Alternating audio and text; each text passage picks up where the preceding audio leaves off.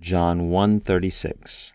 Kai imblepsas to Jesu parapatunti lege ide ha amnas tu theu. Translation. And when he saw, and this is nominative masculine singular, referring back to John the Baptist here. It's a participle.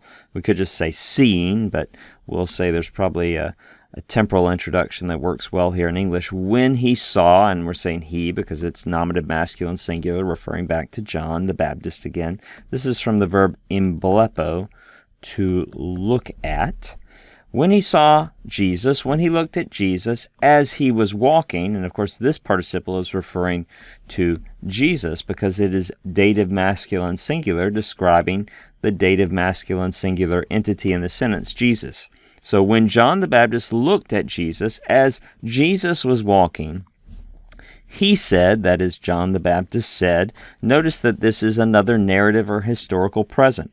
We frequently find these present tense verbs within the midst of historical narrative, especially for verbs of speech, verbs of motion, and verbs of and moments of transition when there's a new character or a new scene, and that certainly fits here with speech and transition.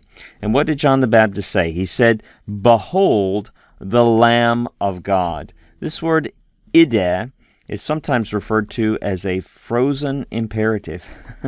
Why is it a frozen imperative? Well, technically, it's a second-person singular imperative, but if you look in the context, John is speaking to two disciples, right? If he were very self-consciously at this point, if the author here were relating self-consciously an imperative addressed to a group, it would be idete.